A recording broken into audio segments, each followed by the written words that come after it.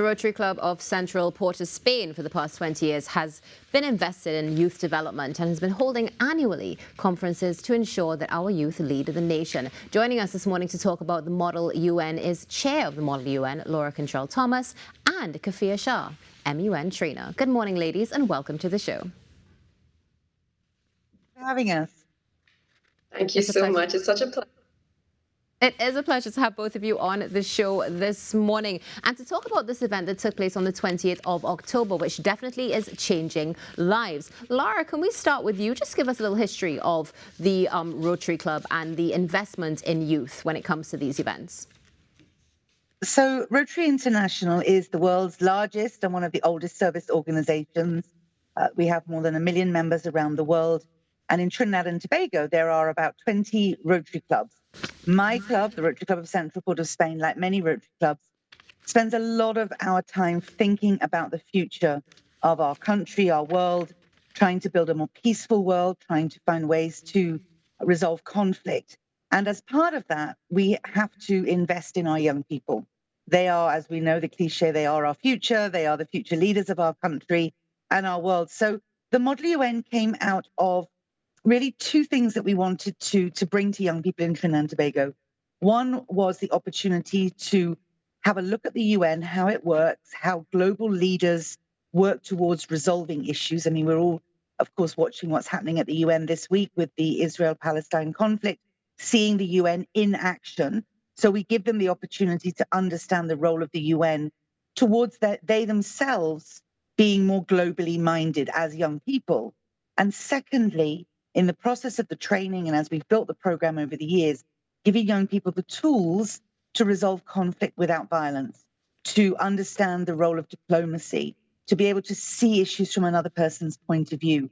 So there are really many life skills that come out of this event, in addition to having that appreciation of global issues and what's important to people around the world.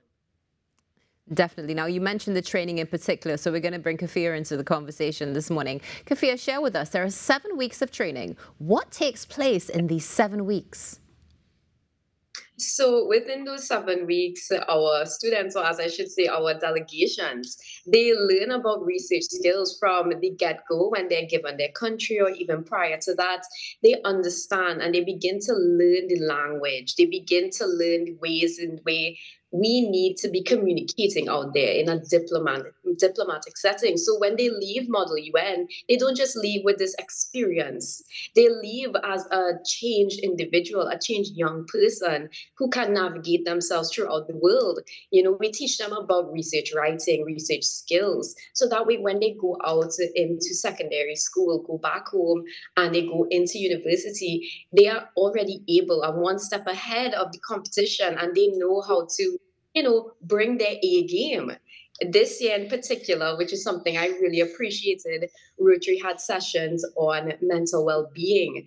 It's something that we never had before, and I think it was something important, especially coming out of COVID-19. And another thing during training that I think most of the delegates look forward to, certainly something I looked forward to when I was a delegate, was the diplomatic panel, where we get to hear the actual diplomats talk to us, tell us about their life journey, how they got here. And it's so inspiring to hear these individuals talk, because we realize that they're just as cool as us as youths. And there's no real right way to get into the profession. There's no real right way to navigate the world, because it's a learning process. And that's what the training is about. It's to teach our young individuals that it's not linear. Our development as young people, it's not linear. And we need to understand that there might be setbacks, there might be different changes in our academic and professional careers, but there's a reason. And there's a reason for us to grow and to learn from these experiences. And I think really during training, that's what we do. We prepare our delegates for the world around us. Oh, it's absolutely beautiful. Now, Kafia, you mentioned that you were a delegate. How did you get involved in the Model UN? Well, funny enough, actually, my cousin, Rukaya Scott, I hope it's okay if I say her name. Yeah. Would have been a past head trainer an excellent trainer. And it was because of her I ended up in this. And I'm so thankful for her every single day. I think about it. It really was because of her and my aunt and my uncle. If it wasn't for them, I never would have really come down this path. And I'm so glad I did, because I've met all these wonderful people here at Rotary. Miss Laura she's been like another mother, really. And all the trainers, they're so nice. And the friends I've made along the way, these are friendships that I've never been able to break loose from yet. Wonderful. Now, Laura, one of the things that Kafia mentioned is this focus on mental health. And of course, that's been the theme running through since COVID-19 and is so important for the youth. But let's talk about the theme that took place at the Model UN, human trafficking. How did that come about, and how well was it received by the delegates? Well, every year, as you've stated, we've held this for 23 years. Every year we look at what is happening in the world globally, what are some of the big issues. So over the years, we have discussed climate change, we have discussed LGBTQI plus rights, the rights of the differently abled, access to clean water, HIV and AIDS. So every year there is a different theme. And of course, with the situation in Trinidad and Tobago, with the migrants and refugees from Venezuela being very present in many of our own situations, we thought that human trafficking would be a great topic, not just because it's a global, massive issue globally, but it also is affecting families and communities right here at home in Trinidad and Tobago. So we partnered with the UNHCR and the IOM, who of course have the technical experts on this topic, and they also came in and did a day of training with our young people. And Miriam, who is the head of the UNHCR in Trinidad and Tobago, spoke at our opening ceremony. And I think it's so important for young people to learn about topics like this, because even though they may never experience that need to flee in the middle of the night to, grab everything you can and leave your home and your family and your community behind at a moment's notice to flee conflict or persecution, I think it's so important to understand that that is happening around the world to millions of people.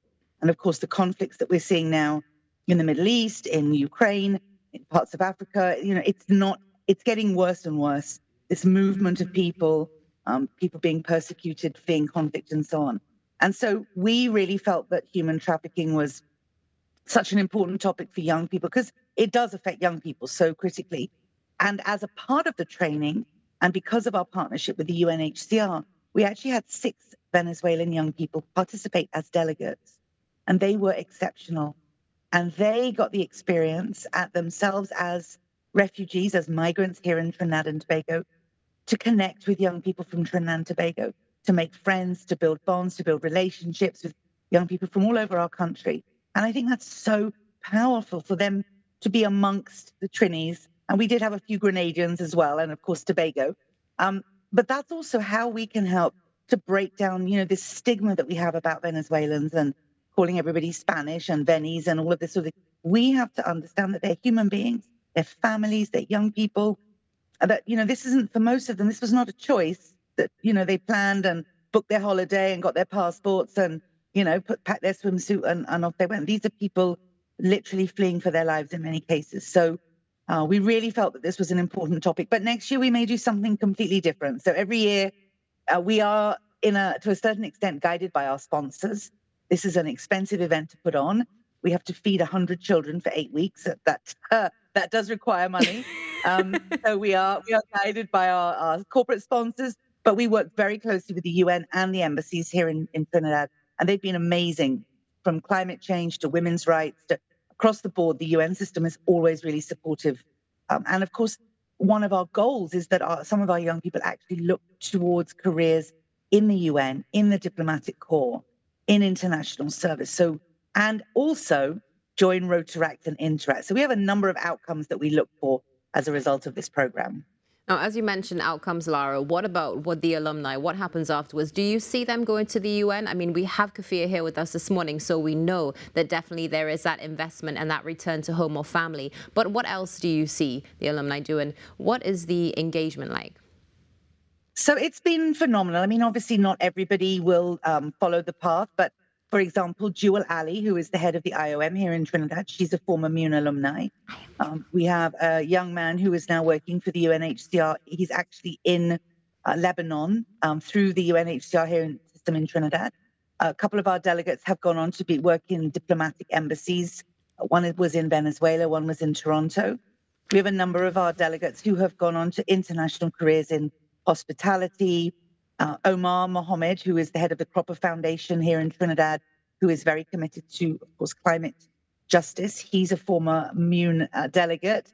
So they really go all over the place, and we have lots of lovely connections. Over the years, we've trained more than 2,000 young people. I don't know where they all are now, but we're certainly trying. One of our goals over the next few years is to try and track what actually, what decisions are made by these young people as a result of their MUN engagement. And I know people like Kafir, and she talked about her cousin Ruqayya. These young women are going to change our country. I have no doubt that you're looking at a future president or prime minister or, speaker of the house, because these women are so bright and so dedicated to being the change. Young people have to find their voices. They have to demand to be heard. And MUN gives them some of the tools to do that. Wonderful. Now, the youth are our future, 100%. Kafir, share with us, how can some of the schools get involved in Model UN moving forward? Well, I mean, within the schools with Rotary, you're only allowed at max 4 students to be sent across here. But something that I think every school should adapt is create your own Model UN club within your schools. The UWI at St. Augustine and also at Mona campus, they have their own clubs. And I remember when I would have done it, I had asked the teacher who, I forgot her name, Miss, when she was signing me up, actually, I was telling her, this is something that we really should get behind, because it does not matter whether you're a denominational school or not. The lessons that you learn from taking on that position of a country, that actual getting into the simulation, it brings this whole other lens and perspective to your academic journey. And even outside of your academics and your career paths, it's something that is just life-changing. You see the world very differently. This year we talked about human trafficking, and it was very interesting to see our delegates realize that human trafficking, it isn't something as simple and cut and dry as when we look at things like women's rights. There are these other dynamics that go behind it, and that's how the world works. And when we have our young people in schools, and when we have these schools actually supporting our students and telling them, hey, it's okay to question these things. This is what we want you to do. That's when the change come about. And I really do think that as young people, we should all try our best to get involved, or at least to be educated on what goes on around. So I do encourage every school out there, create your own Model UN simulation. It doesn't have to be the big shebang like Rotary. We don't have to do a whole weekend long stay at a hotel, but it is something really nice, and I think it's something that we should really all try to implement in our schools. Wonderful. Thank you, Kafir. We have 1 minute left, so before we go, very briefly, Laura, can you share with us why corporates should get involved in Model UN? So thank you for that question. We have to, as Rotarians, as adults, as employers, as business owners, we have to understand the importance of investing in our young people, giving them the tools and the opportunities to build a future that we all want for Trinidad and Tobago. And our corporate partners, and this year we were very fortunate to get sponsorship from Atlantic LNG, the Ansa McCall Foundation, First Citizens Bank. Tropical Shipping has been one of our partners for a number of years, because they understand that investing in young people is good for this country. It's good for our businesses. It's good, if you employ a young person who's been through the Model UN program, you know that you're getting a young person who's been taught critical thinking, collaboration, conflict resolution, and these are all transferable skills for the workplace. So when you're hiring next, look on a young person's resume, and if you see that they're a Model UN alumni, then you can probably guarantee that they're going to be an excellent hire. But deeper than that, I think corporate Trinidad and Tobago and many firms do understand we have to invest in our youth. We have to invest in the next generation. We're handing them a planet on fire and all the problems that we've created, and we're not necessarily giving them the tools to fix it and to navigate what's coming. It's also a very important way to help reduce crime. Crime is something that we're all really worried about in Trinidad and Tobago. And if you engage young people, if you support young people and help develop young people, then that goes a long way for they themselves then going back into their communities and being a positive force for change, a positive force for good. And this is what a lot of our young people, they become, as I said, interactors, Rotaractors. They start their own NGOs.